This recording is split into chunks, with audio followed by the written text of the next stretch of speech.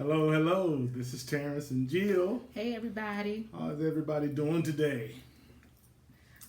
Well, I tell y'all, we wanted to come to you guys today to do a very much needed video. And I say that it's an honor to actually even do this video because we've been asked to do this video multiple times and we've always agreed to do it, but we just actually never sat down to get it done. So Today's the day. Yeah, today's the day, and it's actually our honor to be able to speak about this particular topic today. Yes. So we're asking that you would please share to as many people as you can, because I believe that there's a message in here for somebody. Yes. And you know, if you know us, or at least if you know me, we're gonna give it to you straight. The good, the bad, the ugly, the indifferent, because if it's going to help somebody, we are willing to be transparent and share our testimony. All right, so Absolutely. honey, what's today's topic? Absolutely. Today's topic. Well, before I even share that, let me give a disclaimer. First of all, we want to remind everybody, as we've done in all of our other videos, that this is something that we're not saying we have all the answers. We're not saying that we're perfect and that we just trying to tell people how to live.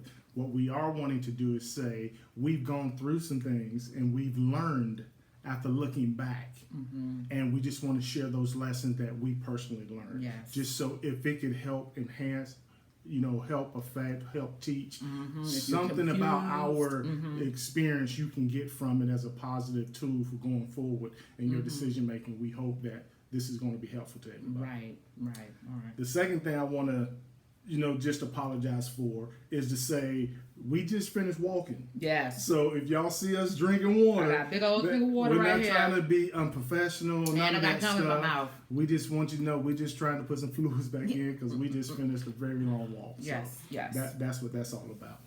Now, Yes. back to the topic. The topic that we're going to speak about today is whether or not it's okay to live together before marriage. Or the cost of living Or the together. cost of living together. Because that's a decision y'all got to make Yes. on your own, right? Like, yes, absolutely. you got the choice. Absolutely. God gave you the choice. So Yes. So I would say that we have learned a lot. we lived together. We have learned We a moved in lot. together before we got married. Yes. And actually, and it's funny because we made the decision thinking that it was a natural progression from how we met to, us conversing on the phone for months. And if you guys have seen our earlier videos, you know what we're talking about. So we spoke on the phone for months. Then it got to a point where we was able to start seeing each other and actually, dating through COVID and all these things. So it just got to a point where... And we were long distance. Yes. We were living 2 hours apart. We started out long distance, yes. And it just got to a point where you just feel like it's a natural progression to move closer together or to bring that relationship to where it appeared as we was moving closer and we was doing the natural thing. That it would be the right thing. Yes. And so before we get into specifics, one of the reasons why we decided to live together or justified it was because we lived 2 hours away from each other. Yes. My lease for my apartment was up, and it was going to be up last June, June of 2021. I knew we were getting married in April, this past April, and so why would I sign a year lease when we're going to get married in April? I might as well just come down here. We get a bigger place together because his home was very small.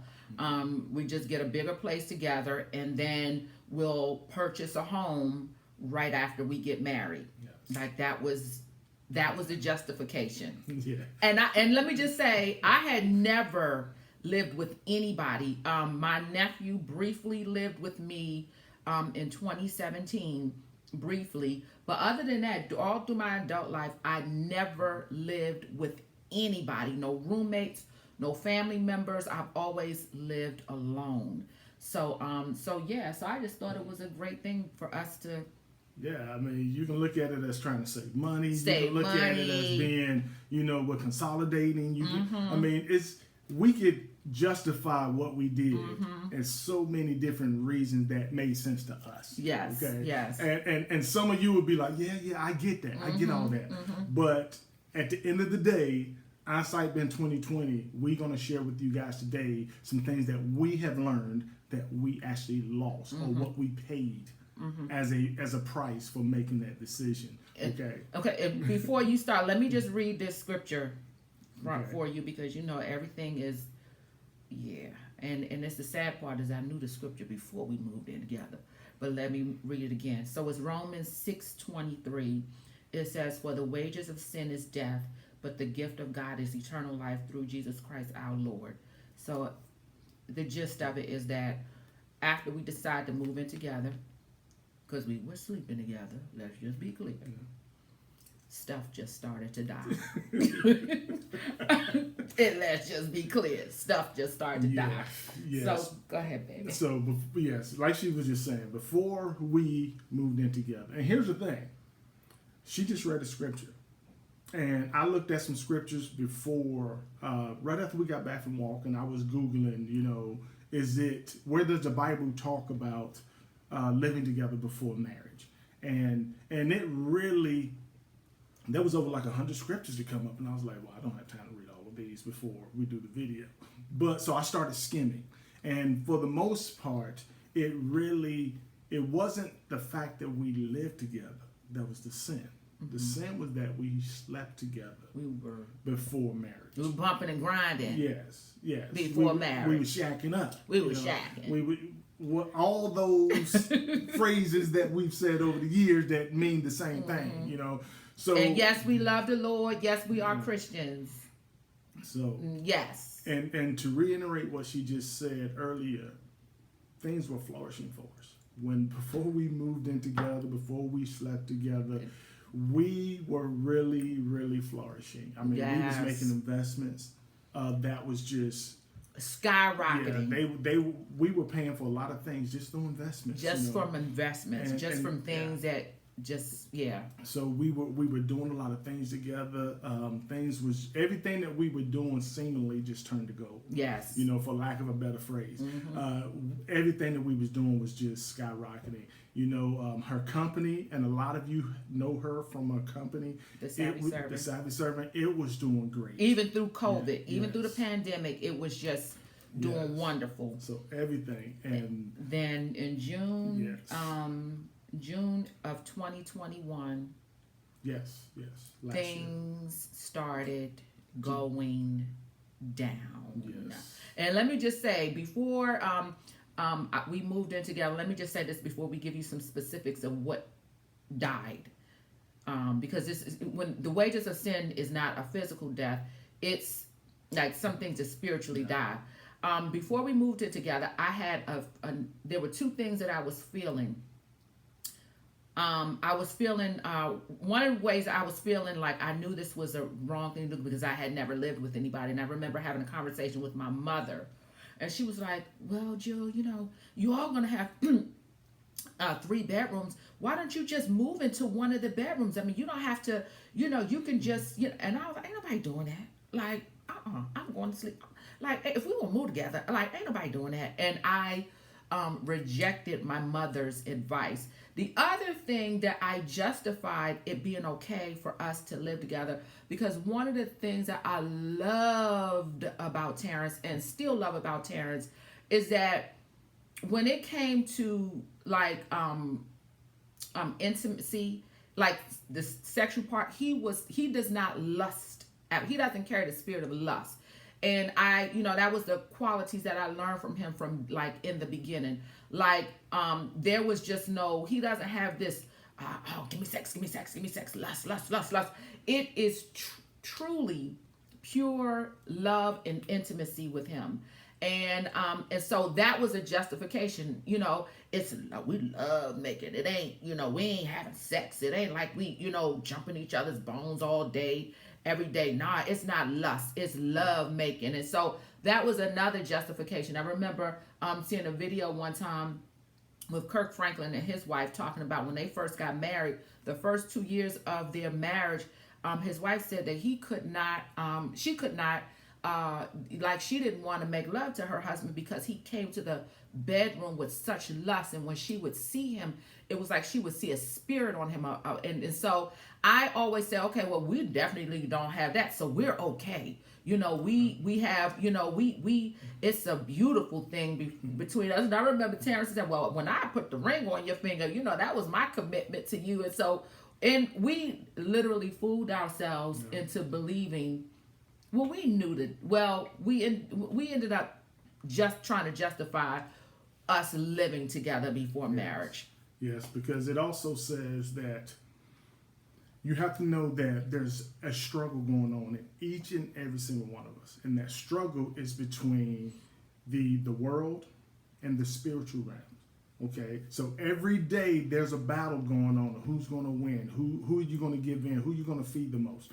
And so basically what happens is when you move in together, even though that alone doesn't put you in jeopardy, the fact that you just actually opened the door and gave the enemy the key to everything he needs to access everything about you. Because remember, the enemy already knows you just like God does. So now everything that you have that is a handicap, for lack of a better word. The enemy knows all my intimate secrets. He knows all of her intimate secrets. He knows all about, So he knows now, because we just gave him the key because we moved in together. We're sleeping in the same bedroom. We're sleeping in the same bed. We're sleeping together.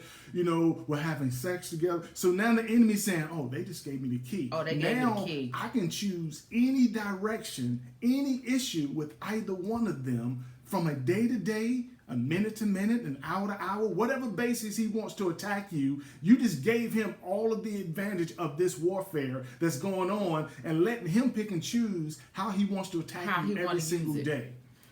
And that's what happened. And that's what happened. Our guard was down. So with that protection with God, with what, you know, we would choose his way, it was like he allowed us to choose our way. And that because we chose our way, it was like we gave the enemy access. So one of the very first things that happened, what was the very first thing that happened to us that died? So I would say one of the biggest things that happened to me was, you all have heard about, well, I guess you would have heard, depending on if you looked at the other videos, is that, you know, I was going into real estate. Okay. And we decided, yes, that's a great opportunity. So even right as we moved in together, I was in real estate school. And we had plans made, knowing that the school was going to end on a certain date. I was going to get my license. We was going to have some months to really get it going and kick it off before we even got married. So by the time we got married, we'd have enough momentum to where I would just transition seamlessly from my job straight into real estate, so we can just start this new lifestyle, this new level of success, and all of these prosperity. Things. Yeah, all these things. It was just like this perfect thing that was going to happen for us. But guess what happened? Oh no, that didn't happen. Let me share something with y'all. I'm in my 50s and going to school. Listen to something. As much as I love for learning real estate stuff, broker's license, for your broker's license. It's just, as much as I love learning, going to school in a 10-week course, 4 hours a day, after working a full-time job, just ain't a comfortable thing that you want to do. And if you do, you do it once. I had to go through that course 3 times, not twice, 3 times to pass that test. He couldn't pass the test. Which means for 30 weeks, I was going to school. That's almost a full year I was going to school because the commitment was made. Once we decided, yes, that's what we're going to do. I want to do this. I signed up for the school. So in my mind, there really was no way of saying, I'm not going to stop before I get my license. It was going to be, I was going to get my license. That was just point blank. That commitment was made. But because we went into out of alignment with God, He couldn't pass the test. I couldn't pass the test. He couldn't pass the class test. It wasn't it wasn't the state exam. It wasn't the state exam. He couldn't even get past the class. You have to pass the school exam before you become eligible to even take the state test. And I failed it. And when you fail it, you gotta take it. You have to take the whole course over again. So I went through the class 3 times.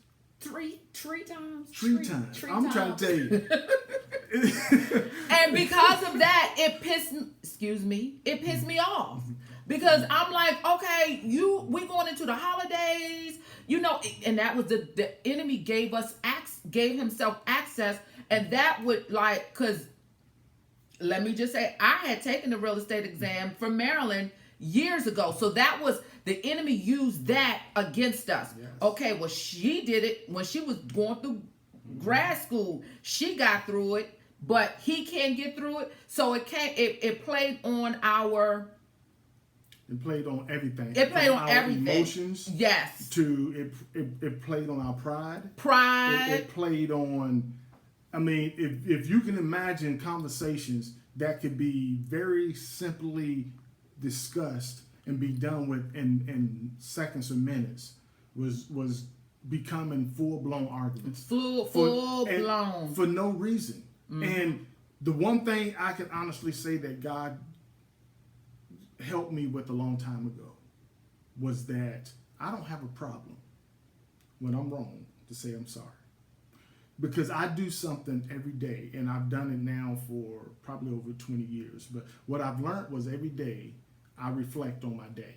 And if I have a bad conversation with somebody, if I have something where it blew up or I got an argument with somebody, I always go back through that entire conversation. And if there's something that I could have said or should have said in that would have either prevented it from getting worse than what it was or would have prevented it from blowing up altogether, I usually will always come back and say, I'm sorry. Yes. So, because he was that way, that humbled him and humbled me, that was a good point of keeping my ego wasn't always saying, you're right, you need to stand your ground. It was saying, no, let's just get this right. Because and that's his thing. We are no longer one individual. We are we're not 2 individuals together. We're one in God's eyes, and that's what we were striving for. So immediately it was like, let's not worry about who was right and who was wrong. Let's just get it right. And so I would come back and apologize, and she would apologize. And then the one thing I have to commend her on is, even though we were still in the same bedroom, sleeping together, she would never, ever, ever, even when I said, you know what, I agree. We're not going to go to bed angry. We're going to always pray or whatever we got to do. But there are times at the end of an argument, and she'll look at me and be like, oh, so now we ain't going to pray? Right. We need to pray before we go to bed. I don't care how wrong we were sleeping together. We was going to pray. Yeah. So the other thing, because babe, our time is going up. The next thing that died is our car went out. My car. Yeah. And well, yeah, the car went out, but that was a compound of some things, because she despised making that drive. Well, that's a whole nother issue that we ain't even get to yet. So the fact that she's making a drive that she don't like, right? Because I still had my commitment in Raleigh, Durham, because I prematurely moved here. Yeah. I still had to commute back and forth 2 hours. So every day, which that was another thing that died, our timing together. Our timing together was went to the weekends. That was all, because during the weekdays we had no time together because I was still going back and forth. But my car died, and as a result, we had to go buy a new car. Yeah. And that was that became an issue. Because even though on the surface, we go buy this brand new, beautiful car that we went straight to the showroom floor, and that's the car I want, and we drove off the lot with that car. Even though on the surface that was beautiful, that brought a whole lot of argument. Yeah, because we went from having like no car, just about no car note, to a hefty car note, a brand new car note, which went into the money that I needed or we needed for the wedding. So finances became an issue. Yeah, it was crazy. And here's the thing. These things was happening back to back. So it was like, as soon as we thought we prayed and God delivered us from one thing, you know, like the very next day, a totally another issue would come up. And it was like, oh, you got the kid. What was the other thing? And so also the investments just shut down. Oh my God, the investments. They decided, you know what? It don't matter what you invest in. It don't matter. It ain't working. Yeah, it's going into the negative. And it wasn't like it was like going like how it is. The economy is now. How, you know, investments are just plunging. It was like there was no issue with that really last year. It was like we would check our accounts and it'd be like, yeah, where'd this money go? Where'd the money go?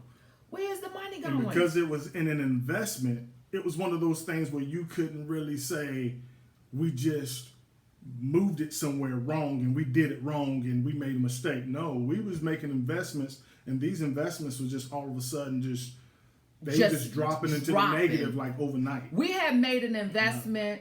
We had made an investment in a company and thousands of dollars, and it just died. Yeah. The company just died. It was like it didn't even get off the ground right.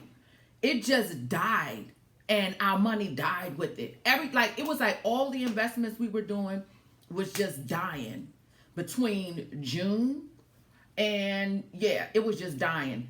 The other thing that happened is that the other car. So we replaced my car with the new car. Then we had a second car, which was Terrence's little small SUV car, and that's the car I was using to go back and forth to commute with.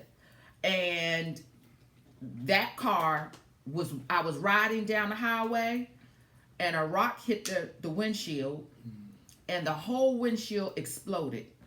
And God spared my life because it went off on 85. It's in the dark, in the rain, and but then we had to get that fixed. So that became an issue. So that and understand this, you know, for time's sake, we're not going into everything in detail, but you got to imagine that not only are these things going wrong, because she and I are both above 50, and we were already set in our ways. Now we're arguing about how to handle situations. We're arguing. You know, why is your idea better than my idea? Right. Why is this better than mine? So all of these things, the enemy is saying, "No, I got y'all. I got y'all. No clue." Yeah, I'm about to bust y'all up before April. I got y'all. At this point, we still ain't realized it's because we're sleeping together. We're sleeping together at this point. So we're giving the enemy even more and more ammunition. And every time that issue came up, it was worse than the previous. It was worse than the previous. So, it was bad. For a minute, we're sitting there thinking, man, we trying to make videos and show people, you know. Because y'all see, we stopped making videos because... And a lot of people probably thought we had broken up. And we probably thought we was going to break up. Because it was like... the enemy had come in like a flood. The other thing is that my business, The Savvy Servant. Now, those of you who have followed me for The Savvy Servant, followed me for years, all through the pandemic when businesses were failing, The Savvy Servant was still doing okay. Yes. It was still doing okay. I kid you not. After June, one of the things that we just realized that this week, one of the things died was the passion. The passion for The Savvy Servant, for my business, died. I had no passion. People were coming to me, Jill, I need you. I need help. And I used the excuse of I'm transitioning into marriage, but the passion had died. I had met with my mentors, my business mentors, in December, and they said, Jill. They looked at my finances, my business finances. They looked at my cash flow projections for 2022. They said, Jill, if you don't do something in the next 60 days, your business will die. It is dying. Like, you cannot sustain. Like, your business is costing you too much to sustain this business. And so what happened? The business ended up dying. Like, literally, the passion died, as well as the business itself, the finances in the business died, which put another financial strain on us. And so let me just say this. So back in 2016, in Raleigh, Durham, I was building my business here in North Carolina, and my business mentor, she recommended that I take on. I had given an opportunity to work at one of the local universities. There was a new chancellor, a whole new administration, and the vice chancellor had saw my skills of developing. He was over the administration and finance, and he saw my skills and what I could bring to the table, and he offered me to work for him. And so my business mentor recommended that I work for the state for 5 years. And they knew, the chancellor and the vice chancellor knew that I had a business. They worked with me. I had to sign all kind of paperwork that I was, I had this business, and that they worked with me so that I could still do the savvy servant. But my commitment was still there. They said, we only want 5 years. Within that 5 years, the chancellor ended up passing away, and the vice chancellor ended up leaving. So with it, 2 years into the 5 years, was beautiful. But then when they left, I still had a commitment that I was going to give them 3 more years. It was a living hell. So I was waiting for May 2021 to come, because at that point I would leave. I would be eligible to leave. I could leave the state, leave with being fully vested, fulfill my commitment, because I've learned not to break a vow. And that's a whole nother video. I could leave totally vested, and things will be good. But guess what? Because we moved in together and things started dying, the business started dying, I could not afford to leave last May. So that was another thing. The opportunity died. So because of that, I had to continue to make this 2-hour commute. We were at each other's throat. Like the relationship was dying. The relationship was dying. And so what happened? What happened, baby? How did it turn around? It turned around. We had a conversation in January. Mm-hmm. Actually, we had went to New Year's service. It was the first time we had gone. No, it wasn't. But anyway, we had a conversation, and we realized that we were just out of alignment. We was just out of alignment.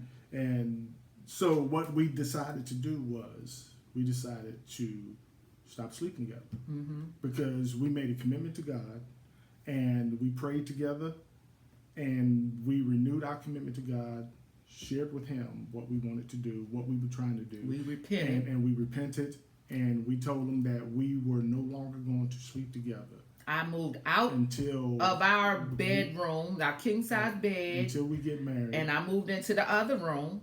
And so, like she said, she moved out of the bedroom. And we didn't sleep together from January to we got married in April. And immediately, things started to change. Passed your class. I mean, things that you can see that was just like, oh, you gotta be kidding. You gotta be kidding How me. in the Visible world does stuff. this happen? So, money started coming. Like, it was just like, what the heck? I mean, like, God turned things around. And things, we're married now, and we're here to say things are still changing and turning for us. We're still being moved by God to a whole nother level, whole nother zip code, all of that stuff. We're still in the midst of this transition. But immediately after making that commitment to God, He changed things for us. Yeah. One was, like she just said, because just before that date, when we had that conversation, I had just failed the test. Again. And at that point, I was so comfortable in my own position of where I was. I even told her, I got this test. I ain't even worried about it. I'm waiting for this test. Now, granted, I will say my brother passed like Right. a day or two before I took the test. Right. I was asked to speak at his eulogy, which I ain't never spoken at anyone's eulogy before. So I'm sitting there thinking, okay, what am I going to say? But at the end of the day, no excuses. I failed the test again. And so now I'm mad at me. So yeah, that was in December. That was the end of December. And so, that was right before, because New Year's Day is when we decided we were going to sleep in separate beds. So and his funeral was the last week of December. Immediately after failing that test, I signed up for the class before I even left the room. I went ahead and signed up again. Paid more money. Because every time you fail, you got paid and that's money. Something that you did. We would go back. I was like, every single time. So, it was just one of those things where it was like, oh my God. And so immediately after that, like I said, right after New Year's, we had a conversation. She moved out. God started changing things immediately. I mean, it went to doors opening for money. Oh my gosh. Investments start picking up. Yes. I mean, opportunities started coming to us. We wasn't even looking. Right. They were not. People were calling her. I got a phone call the week of my wedding. Now, remind you, I was still commuting back and forth because I could not afford to leave the university in Raleigh-Durham. I could not afford to leave it. So even up until our wedding, I was still commuting back and forth. But the week of my wedding, I got a phone call. These people found me. I had said one time we would go walking uptown Charlotte. I would say, I would love to work up here. I would love to get an office up here. The week of our wedding, I got a phone call. These people found me on LinkedIn and said, we want to offer you a position. And they gave me an interview. And I was like, okay.